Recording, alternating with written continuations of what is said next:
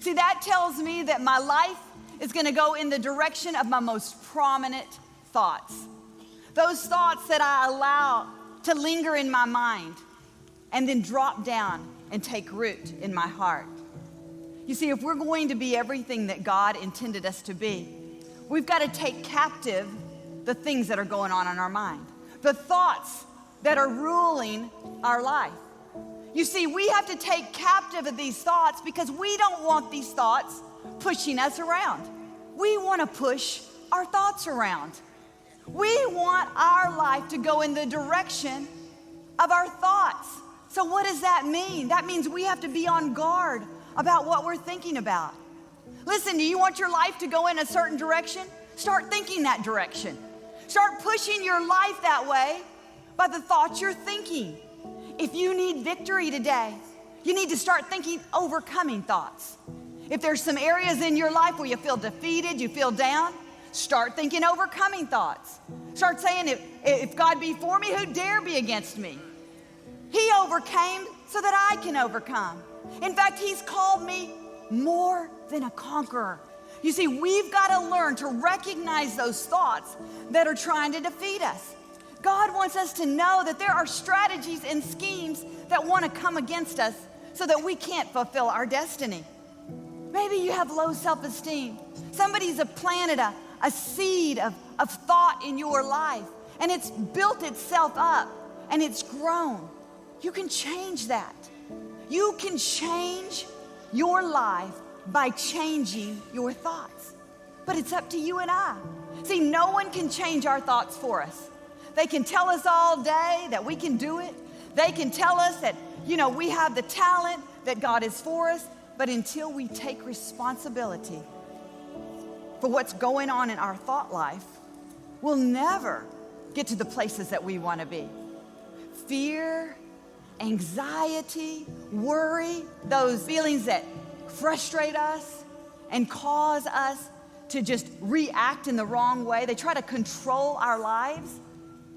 You see, that is only because that's what we're thinking about. We can't have conversations with fear, anxiety. We can't talk to worry. We've got to push it out. Don't pull up a chair and have a conversation with all these thoughts that are trying to drag you down. You have the final say. See, the thoughts that are most commonplace in our mind, you know what happens? We dwell on them, we think about them, and they sink down into our hearts. They become part of who we are. See, we can be doing something, but thinking about something else. See, sometimes our mind is just on autopilot. It just goes. It goes, it goes, it goes. And we allow all these thoughts to swirl in our head without thinking about what we're thinking about. We have to guard our thoughts. We have to guard it so that we can protect our heart. You see, if you allow the wrong thoughts to linger, they'll drop down to your heart and they'll create an attitude and a perspective that you don't want. It's hard enough. Life is difficult enough. There's too many things coming at us to approach it with a negative attitude, with the wrong perspective. See, God didn't say that this life was going to be easy. He didn't say, I'm going to roll out the red carpet and you can walk on it in flowery beds of ease. He says, no, in this life, you're going to have some trouble, but be of good cheer. Be of good thought. Be of good thought, for I have overcome the world. You can think about that. Cheer is your thoughts. What makes you happy? What you're thinking about. You see, be of good cheer, be of good thought. I've overcome the world. God is saying, don't allow your thoughts to run rampant. Think about what you're thinking about, because that's the direction your life is going to take. Don't let thoughts push you around. You begin to push your thoughts around. This is an example of how we can develop attitudes. Okay, so your husband does something that you don't like. You begin to think about it. It really frustrates you. You're washing the dishes and you're thinking about it. You're folding the clothes and you're thinking about it. You're putting his socks away, thinking he should be putting his own socks away. A little while later, a couple days later, he does it again. You roll your eyes. You say, this is never gonna change. He's always gonna be like this. He makes me crazy. Then you start building this critical attitude. Become a crazy woman. You start building this critical attitude towards him. See, that's an attitude. It's been here so long, it's sunk down in our hearts. Now we're formulating an attitude. And we carry that attitude with us. So every time they do something, we measure their performance by this attitude. And it permeates our entire relationship. You know, the psychologists say that we project what's on the inside of us onto others. It's called projection. You think someone doesn't like you, you begin to project that. You begin to flow from that space and that place that you've allowed to take root in your heart. You know, some of you may have some thoughts that have haunted you all your life. Maybe it wasn't your fault. Maybe someone planted the wrong seed in your heart. Can I tell you, you can uproot that? You can change your heart because you don't live under a curse. You live under the blessing of God. You can change the direction of your life by changing the direction of your thoughts.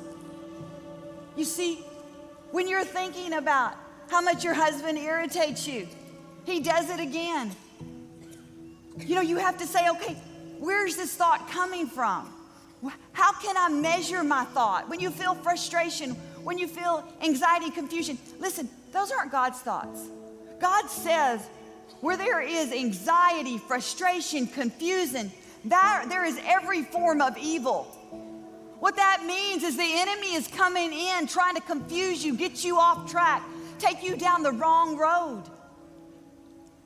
You see, it may start small, but it can end big. And that's his plan. You think about this just a minute. Here, you've destroyed some relationships in your life, and it started with one thought. One thought created an attitude that brought confusion and evil into your life. Above all else.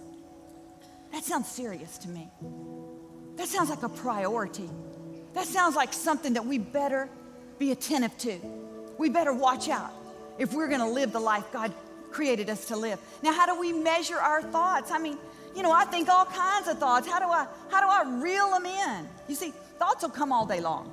All kinds of thoughts. The thing is, we get to choose the thoughts we want to keep. We get to choose the thoughts we want to draw close to us, that we want to build our attitude on, to have our perspective, to see our life through, to filter. We get to choose those thoughts. But God's given us guidelines to measure those thoughts. It's like programming your computer. When you go and you put all your information in your computer, you know, then your computer is useful to you. You can pull up what you need. When you begin to put God thoughts or power thoughts in your mind, it's like you're programming your mind. So when you need those thoughts, there's something to pull up. When you put the good in, the good will come out. That's the key. God has said, measure your thoughts. Don't put your mind on autopilot. Hey, if it's not pleasing, if it's not good, if it's not excellent, doesn't mean that the people in your life are doing all the right things. But you can change the atmosphere in your mind when you're thinking the right thoughts. See, God has given you the power to think his thoughts and to create your life around those thoughts. You can't control anyone else, but you can certainly control what you think. You can control your attitudes. You can control the filters that you use. And that's the key. If your life is not going in the direction that you want today, I encourage you, push your thoughts in the direction that you want. God says he wants to renew and transform your life. And it can start today.